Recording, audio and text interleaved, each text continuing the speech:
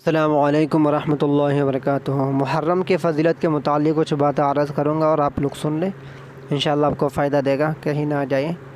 10-5 minute وقت لگے گا، سن لیجئے۔ محرم کے معنی اصل میں وہ چیز جس کو حرمت بخشی گئی ہو، جس میں فضیلت بخشی گئی ہو۔ محرم کو اللہ نے فضیلت بخشی ہے۔ یوں تو سارا سال اور سارا مہینہ، سارا دن اللہ کا بنایا ہوا ہے، اللہ نے ہی پیدا کیا ہے، لیکن کسی چیز کو اللہ نے کہہ دیا کہ خصوصی یہ میرا ہی ہے۔ جیسے کہ اللہ تبارک و تعالی نے قرآن کے اندر فرمایا، ان عدۃ الشہور عند اللہ 12 شہرا۔ پھر فرمایا، یہ کس دن فرما دیا اور سال میں 12 مہینہ ہوا کرے گا، یہ اللہ نے اس دن سے فرما دیا تھا، یوم خلق السماوات والارض۔ جس دن اللہ تبارک و تعالی زمین اور آسمان کی تخلیق فرمائی، اسی دن ہی اللہ تبارک و تعالی فرما دیا 12 شہرا، سال میں 12 مہینہ ہوا کرے گا۔ تو لیکن محرم میں اس میں خصوصی بخشی اس لیے کیونکہ اللہ نے فرما دیا کہ یہ میرا ہی مہینہ ہے، اس لیے اس میں ظاہر ہے کہ اس میں اللہ تبارک و تعالیٰ کی اللہ نے خصوصی ہی بخشی۔ ویسے سال میں 12 مہینہ ہوتا ہے، 12 مہینوں میں 4 مہینہ ایسا ہے جس میں اللہ تبارک و تعالیٰ حرمت بخشی ہوں۔ سب سے پہلے محرم، صفر، رجب، ذوالقعدہ، یہ 4 مہینہ ایسا ہے جس میں اللہ تبارک و تعالیٰ نے خصوصاً حرمت بخشی ہو۔ ان 4 مہینوں میں جائز چیزوں کے لیے بھی کرنا جائز نہیں ہے، اس لیے جب جنگ کرتے کرتے اگر کبھی ایسا موقع آ جاتا تھا کہ صبح محرم کے دن اسٹارٹ ہو جاتا تھا، تو کافر لوگ یہ کہا کرتے تھے کہ غیر مسلم یہ کہا کرتے تھے کہ ہم محرم سے پہلے سفر کو لاتے ہیں، اس کے بعد ہم محرم کو لائیں گے۔ لیکن اللہ تبارک و تعالیٰ فرما رہے، انما النسیح زیادۃ فی الکفر۔ تو اس لیے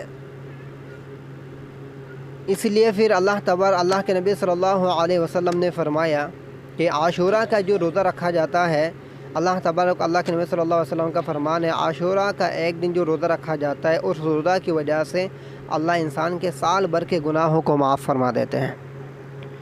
کون سی گناہ کو معاف فرما دیتے ہیں؟ جو صغیرہ گناہ ہوتا ہے۔ کچھ گناہ ایسا ہے جو اللہ تبارک و تعالیٰ سے ہی تعلق ہوتا ہے، کچھ گناہ ایسا ہے جو بندوں سے تعلق ہوتے ہیں، کچھ گناہ ایسا ہے جو صغیرہ، کچھ گناہ ایسا ہوتا ہے جو کبیرہ، جو بڑا گناہ ہوتا ہے۔